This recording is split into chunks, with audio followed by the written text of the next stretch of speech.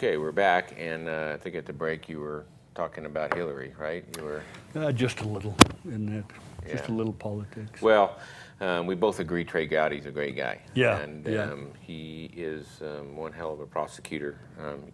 My wife loves the forensic channels, and every once in a while he's on there, you know, talking about the murder cases that he's at. He's unrelenting, and so I agree. At any rate, I was talking about Donald Trump, and you know, one of my patients was coming out of the office the other day, and he made a joke. He said, "You know what the interesting thing about this election is that somebody's got to win," you know.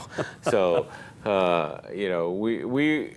You know, but after my son showed me all these clips from the early 80s all the way through about his thing, his story from 1980 all the way to now has not changed.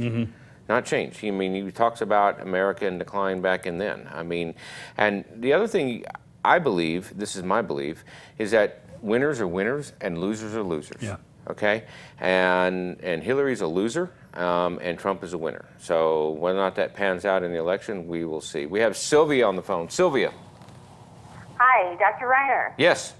Hi, I'm Sylvia, and I'm calling because I just spoke with the flagman, Yep. and I hear about your show like weekly from him, and so I decided I would give you a call Very and good. let you know that I hear about your show and how good it is. And I was a home health nurse there in Pahrump for about 14 years before I moved up here to Red Bluff, Northern California. Mm-hmm. So I'm still hearing about you, and I'm calling to wish you also the best with your wellness center with Dr. Christensen. Thank you. Thank you. You're welcome. You're welcome. Appreciate it. Do you have any questions or any topics? I don't have any questions at this point. Okay. Well. I'm flipping them over to the flagman. Okay. Well, that's All good. right. I'm sure he's there, knowing now he can pat you on the back for calling in, and thank you for being a tuner. We appreciate it tuning in, and if we can help you, great. Don't hesitate to call in. No question is too stupid, and if I don't know the answer, I'll try and find out. So thank you. Okay. Thank you. Thank you very, very much. So that's my political political take, and I think we got a primary tomorrow, right? We have an election. Is that Washington? Is tomorrow an election, voter day? I don't know. Maybe Ray can tell me. I think tomorrow is the Republican primary, Oscarson with Tina Trenner. If that's correct, I don't know if it's tomorrow or at some time. But if it is, I was pointed out to me that Oscarson voted for a huge amount of tax increase in Nevada.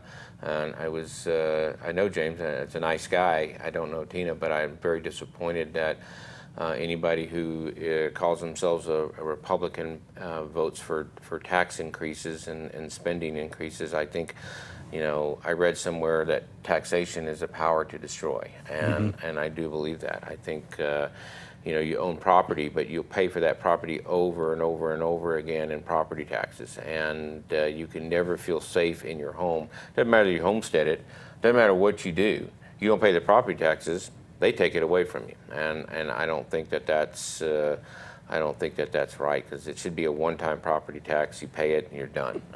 Yep. And we need to learn to live within our means. Everybody needs to learn to live within their means, and we would be a much better place.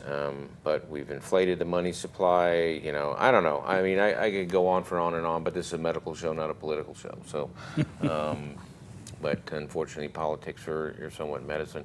I had my friend who said that he thinks that people are going to. A lot of the Democrats are basically going to sit there and say, yeah, about Trump, but when they go into the polls, when they go into the box, it's going to be crooked Hillary, and they're going to vote for Trump. So we'll see.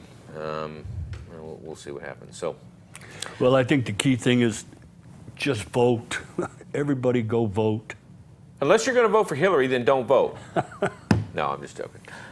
You have your exercise your right to vote whoever you want. One of the things, I had a patient today talk to me about global warming. Now, I think if you're a global warming advocate and you think that we have too many greenhouse gases and too many things, you need to read a book called Hockey Stick Illusion, okay?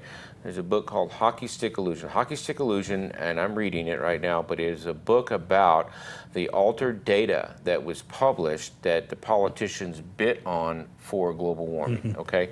So as I read that book, I may recant a little bit on the show, but if you are a global warming advocate, read that book, okay? We have Keith on the phone. Keith.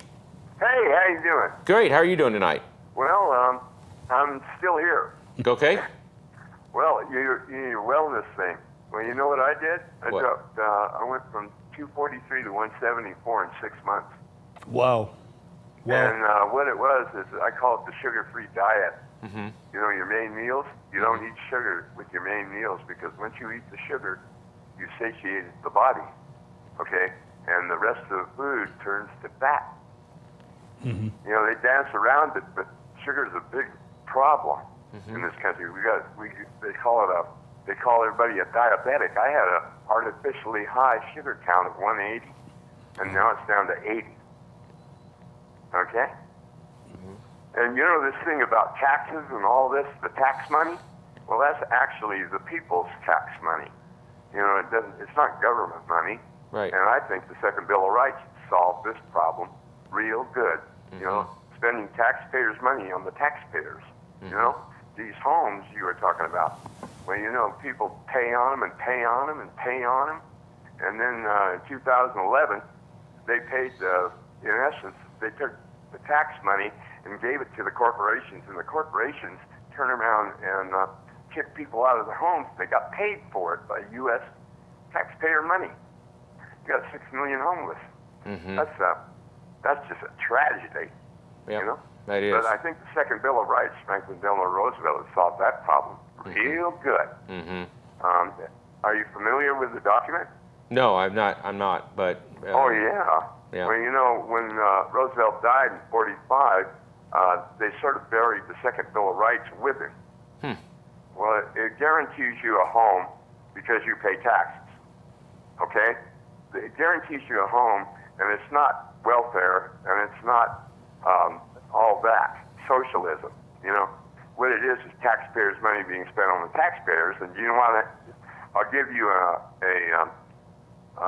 estimate, my estimate of what it would cost to house America. It's less than 4.5 million, okay? A billion, a trillion, that is. Trillion, yeah, a trillion. 4.5 trillion, it's less than, okay? And they gave away around $18 trillion in 2011. That's not even 1/4 of what they gave away. And, you know, the taxpayer ends up, well, the way it's set up right now is that the taxpayer's paying taxes and he's not getting nothing for it. It's like working for one corporation, right? It says, you're not going to get nothing from me, and then having a job and working for another corporation. See? And that's what I call overt slavery. That's what we have in this country now. And, you know, they dance around it, but, you know, is Hillary Clinton for this Second Bill of Rights? I wonder. Who is for the Second Bill of Rights, you know? I think Bernie Sanders got kind of close, but, you know. And then Trump said he's going to change America, but there's no definition to that. He doesn't expand on that. They never do. It's like the Vietnam War. It was immoral. But that's all we heard from the intelligentsia. It's immoral. Why was it immoral? I found out later, you know, what it was. I was in Vietnam. Okay?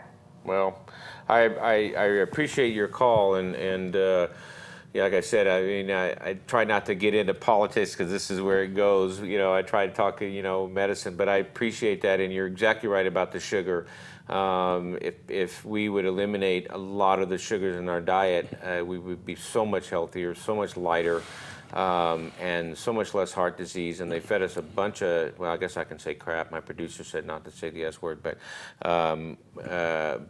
we can, they fed us a bunch of crap when Reagan had his heart attack about cholesterol. It's not cholesterol. Cholesterol is not the problem. Sugar is the problem. And what they do when they go fat-free, they're nothing but a bunch of whipped carbohydrates. And they whip it up and make it taste like fat, but it's not fat. So, you could even take it one step further with the conspiracy theory, is the food industry, conspiring to keep us all, fat and make us all diseased so that we die off.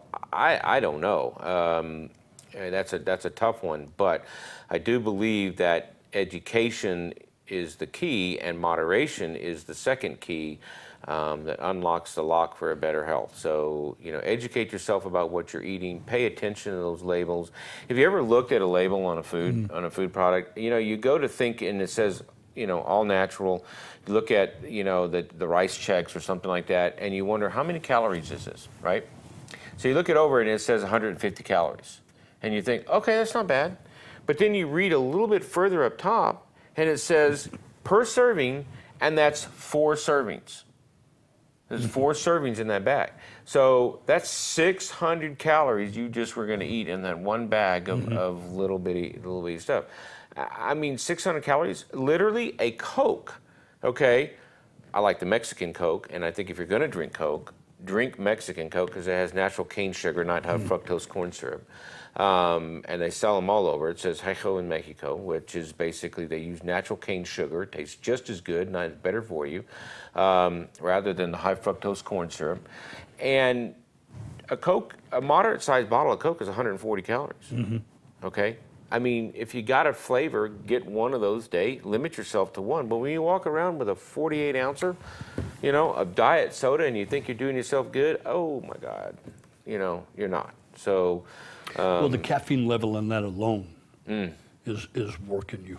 Yeah, and the monster drinks and all the other stuff that they do, and you wonder about sleep disturbances and everything like that. I mean, that's just crazy. So I think it's extremely important for you to, we talk about it over and again. Not to mention what Keith was talking about, the elevated blood sugar of 180, what that does to your cholesterol and what it does to the fat. Now, he said eating the sugar, and then the fat goes to fat. Fat will go to fat, and sugar will go to fat. And protein is non-nutritional, except it rebuilds your protein. And sugar chops your cholesterol into very, very atherogenic cholesterol, chops it into small particles. I've talked about it on the show numerous times. So it's very, very important that you can prevent a lot of diabetes. And I have a theory on the fen-phen thing, that the reason the fen-phen was taken off the market, it was actually, I saw people lose tons of weight, but there were so many drugs in the pipeline for diabetes, okay, that they had this one little study that came out of Mayo Clinic, and I'll tell you about it when we come back from the break.